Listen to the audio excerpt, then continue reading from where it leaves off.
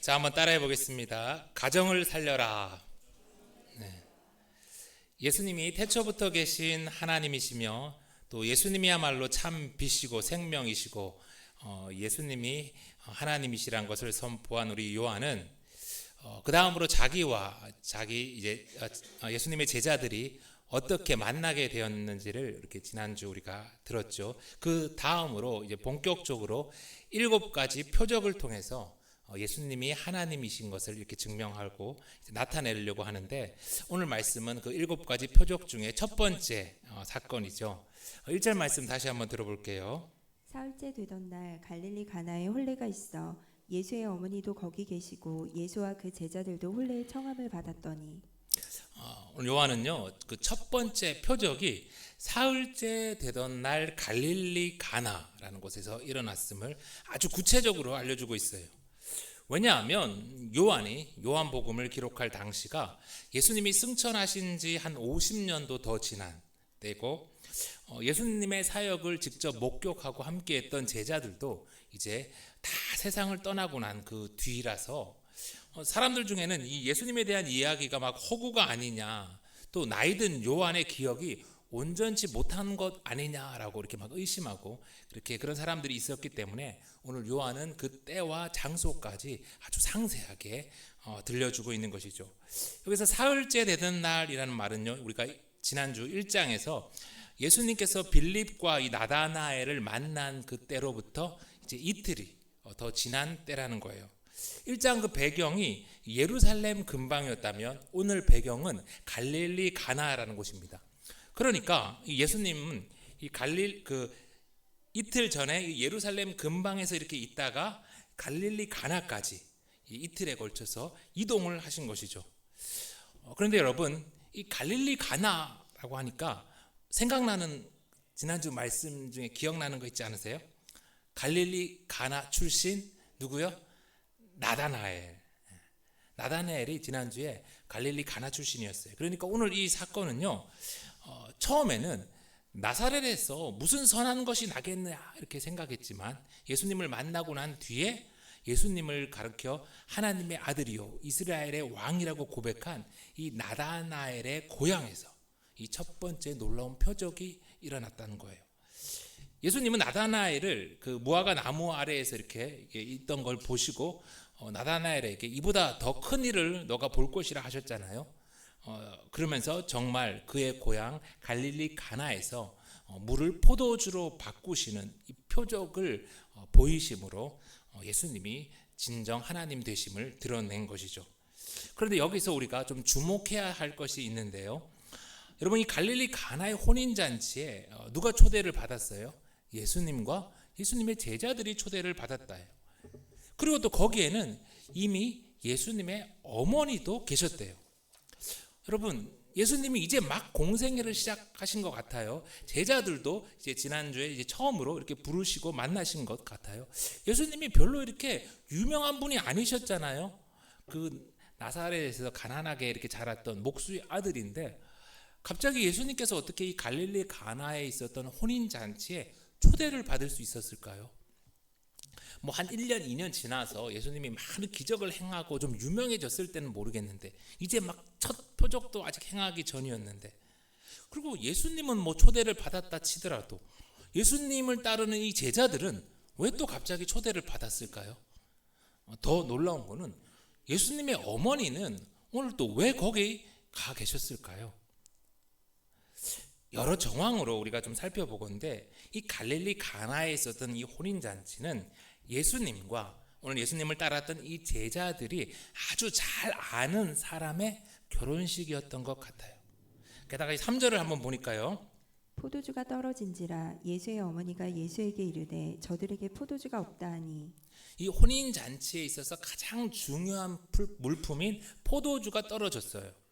이 혼인잔치에 이 결혼식에 난리가 난 거죠. 비상 상황인 거예요. 그런데 그 비상 상황에서 예수님의 어머니가 예수님에게 포도주가 없다고 이렇게 도움을 구합니다. 좀 이상해요. 게다가 5절을 보니까 그의 어머니가 하인들에게 이르되 너희에게 무슨 말씀을 하시든지 그대로 하라 하니라.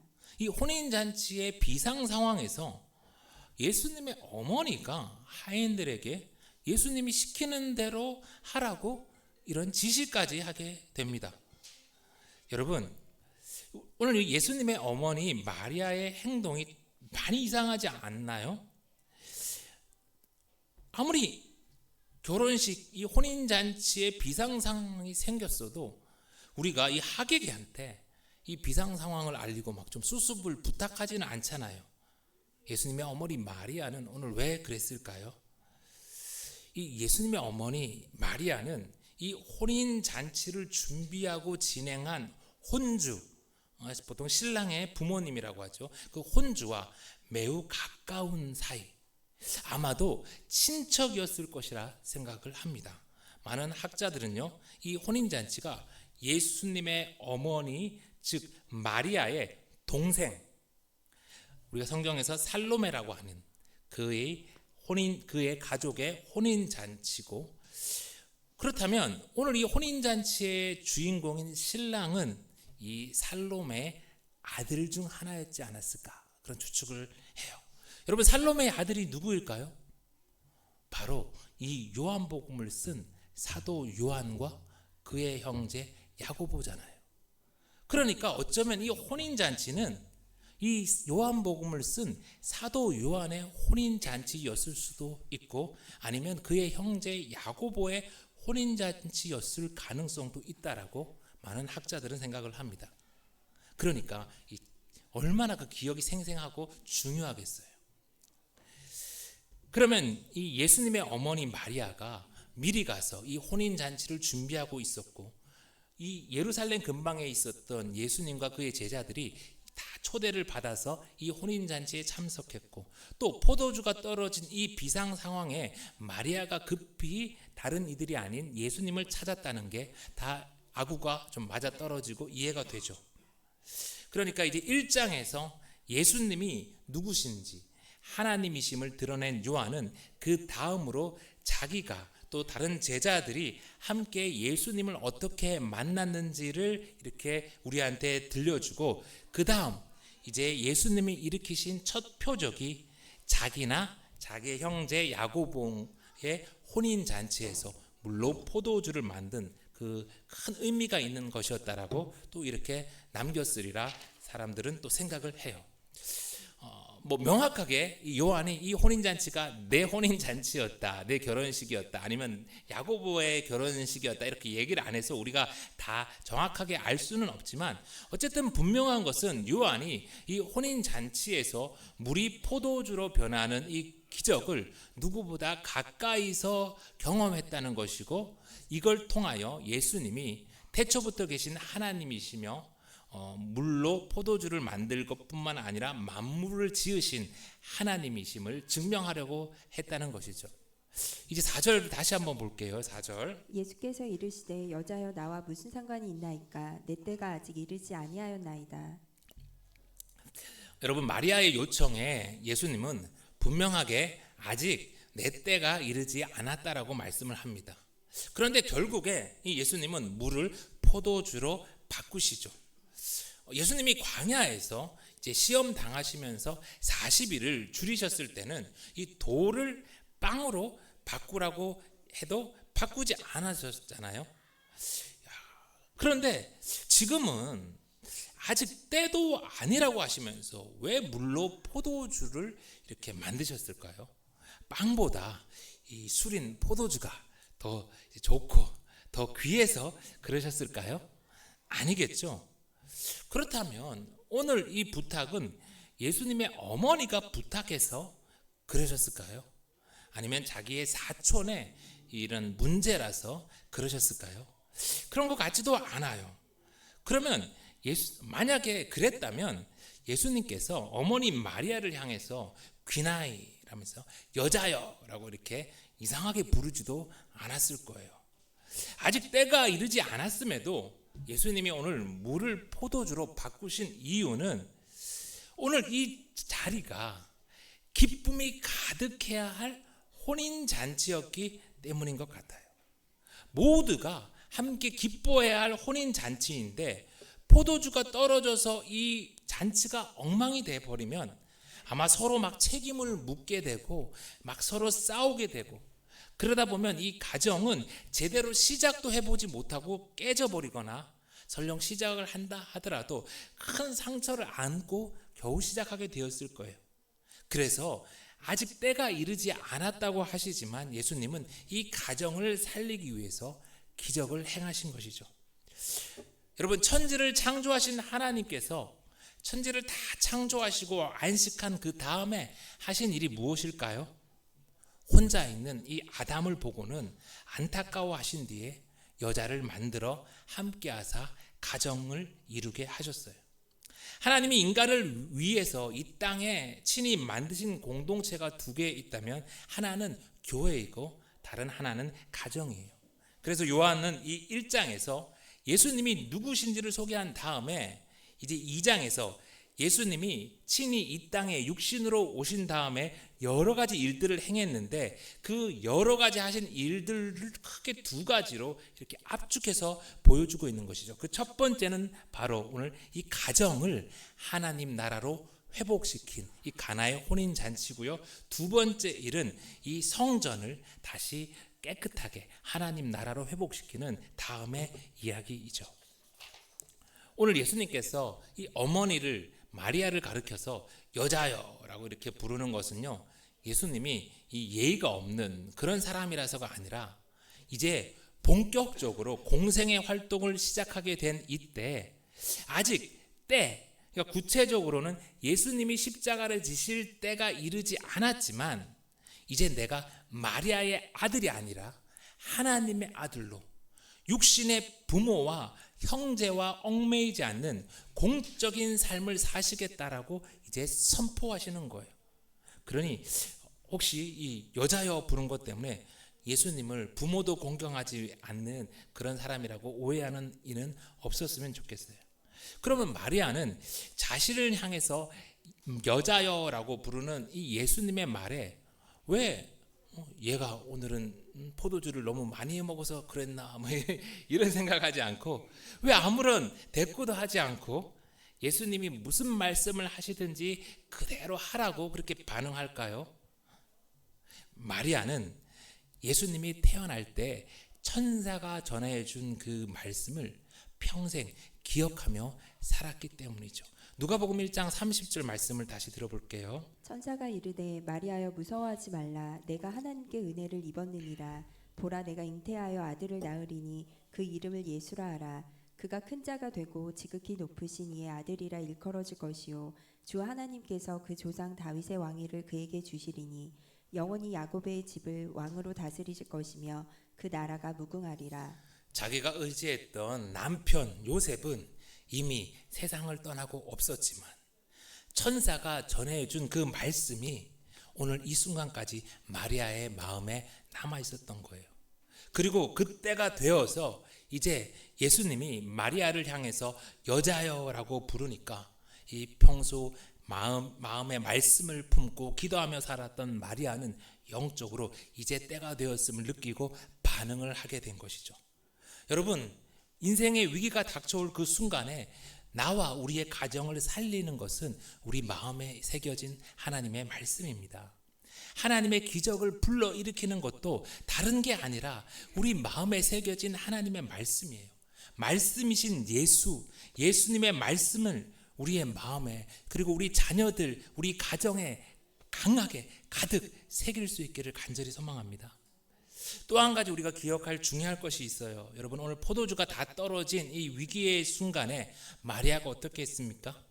포도주가 떨어졌는데 포도주 가게로 가야 될 것 같은데 포도주 장사를 찾아야 될 것 같은데 오늘 마리아는 예수님께 나아갑니다. 예수님을 찾은 거예요. 상식적으로 포도주가 떨어졌으면 포도주 가게 가는 게 맞죠.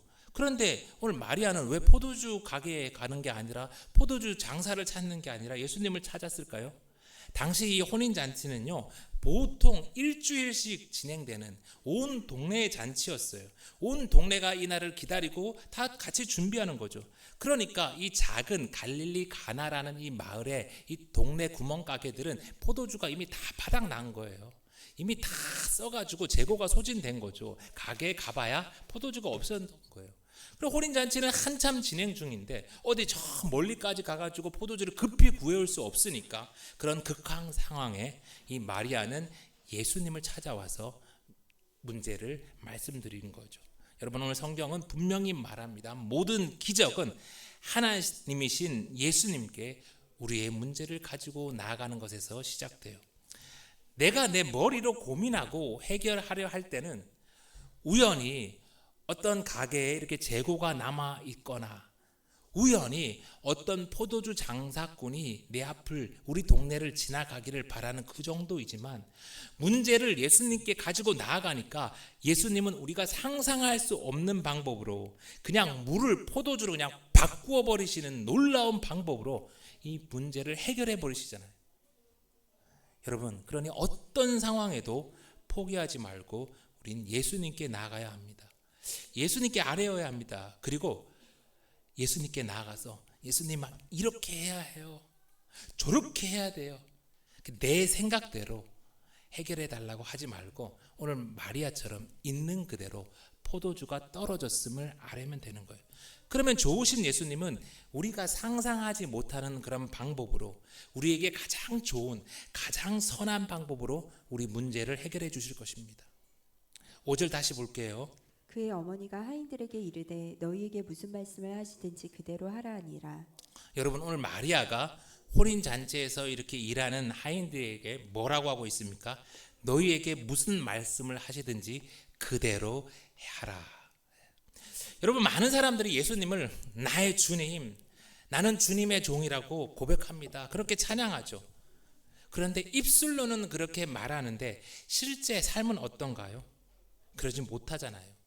예수님이 아니라 내가 내 삶의 왕노릇 하잖아요.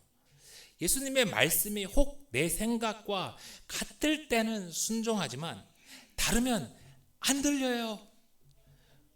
모르겠어요. 그러잖아요. 예수님 말씀하신 그대로 살지 못할 때가 참 많아요. 예수님 말씀을 그대로 행할 때 우리와 우리의 가정을 살리는 기적이 일어나죠. 여러분, 돈이 부족합니까? 여러분, 건강이 필요합니까? 마음의 평강이 필요하십니까? 그러면 오늘 예수님이 말씀하시는 그대로 한번 살아보세요. 순종해 보세요. 그러면 물로 포도주를 만드신 예수님이 세상에 널린 돈, 나쁜 사람들한테 많이 가 있는 그 돈 이쪽으로 좀 옮기는 거 안 해주시겠어요?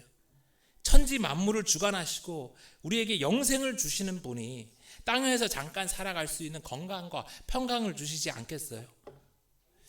문제는 우리가 이 돈을 받아도 이 힘을 가져도 죄짓지 않고 하나님 나라 백성으로 잘 살 수 있을지 하나님이 확신하지 못하는 것이죠.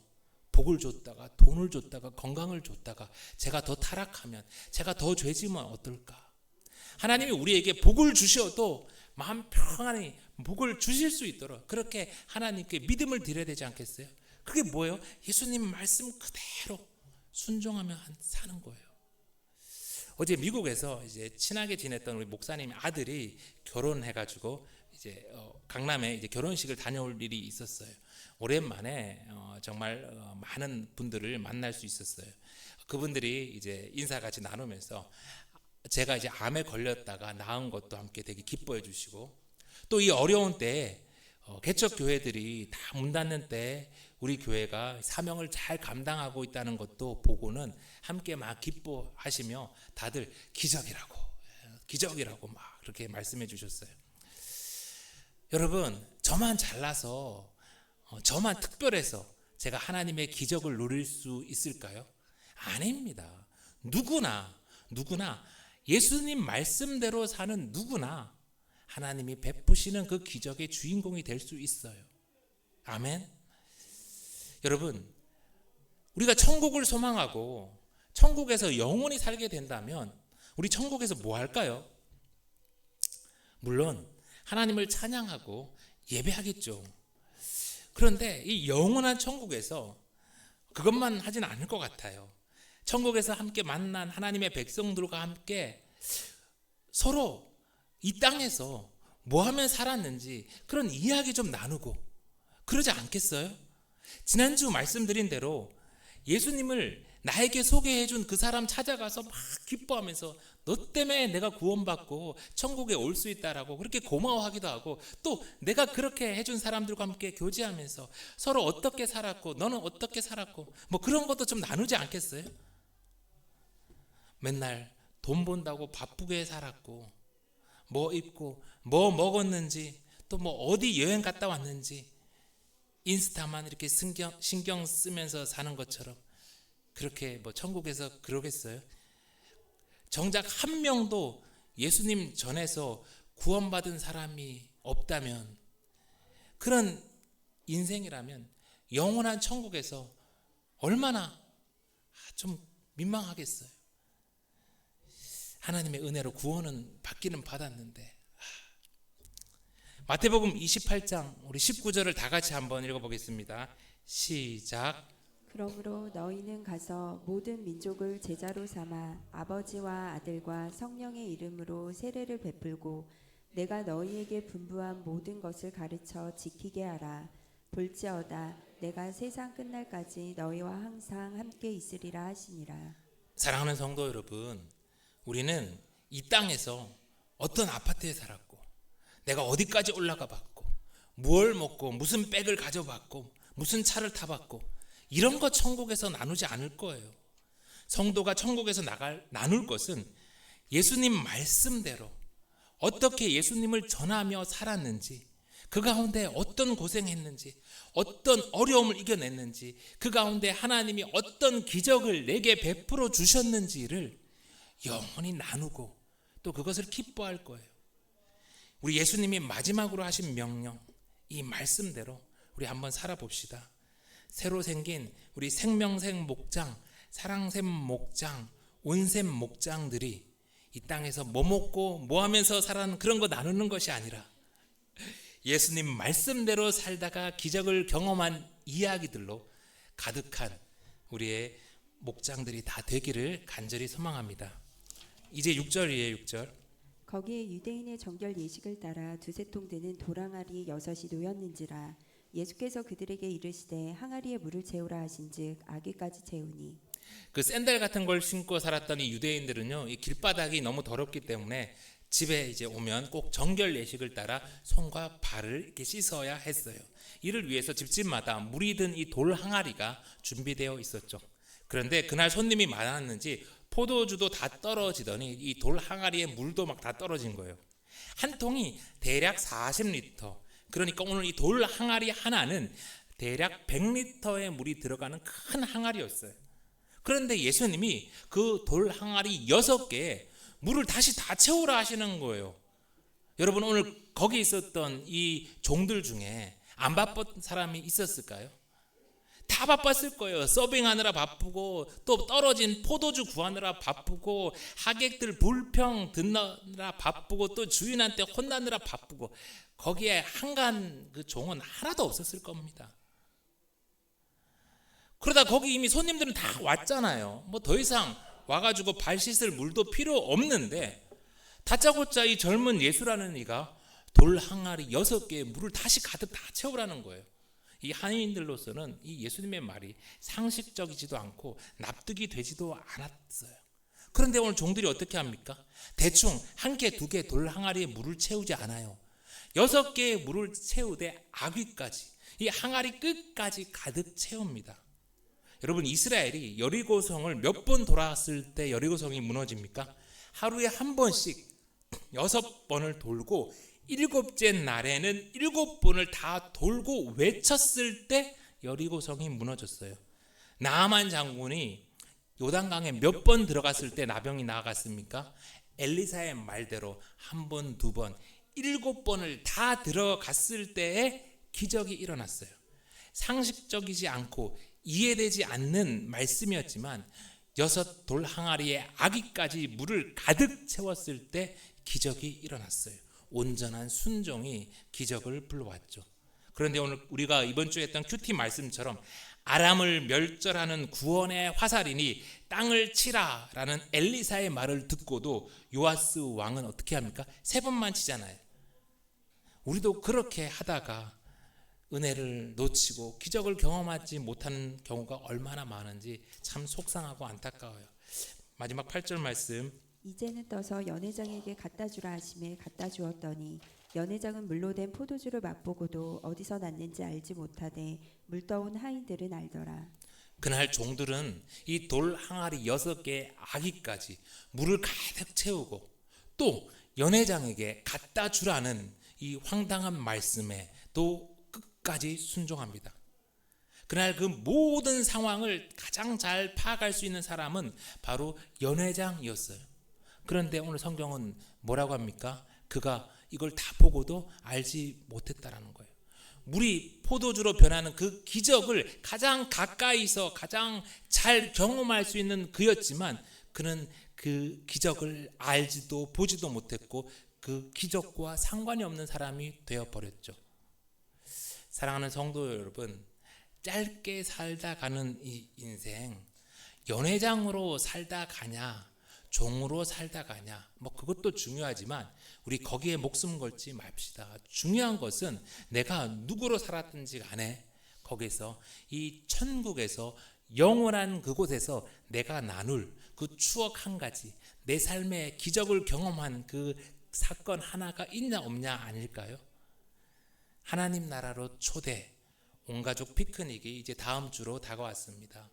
이 피크닉이 우리끼리 먹고 노는 시간이 된다면 오늘 가나의 혼인 잔치처럼 아무리 많이 준비해도 포도주가 부족하는 그런 일이 일어날 수 있어요.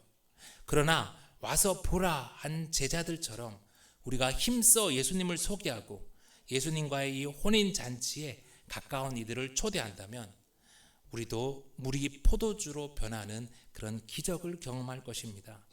이번 한 주간 피크닉을 준비하는 시간이 모두가 천국에서 영원히 나눌 추억을 하나씩 만들 수 있는 그런 값진 시간 되기를 간절히 소망해요. 이제 말씀을 마칩니다. 하늘 보좌를 버리시고 이 땅에 오신 예수님은 첫 번째로 가장 먼저 가정을 살리는 이를 위해 기적을 행하셨죠. 그러니 오늘도 우리도 오늘 이 말씀의 마리아처럼 한 걸음씩 더 가까이 예수님께 나아갑시다. 한 호흡씩 더 가까이 예수님의 말씀을 마음에 새깁시다. 예수님이 무슨 말씀을 하시든지 그대로 한번 행해보고 행하되 6 항아리 아기까지 끝까지 순종해 보아요. 그러면 예수님이 저와 여러분의 가정을 살리고 회복시키실 것입니다. 그리고 이 놀라운 기적의 주인공들이, 증인들이 다 될 것입니다.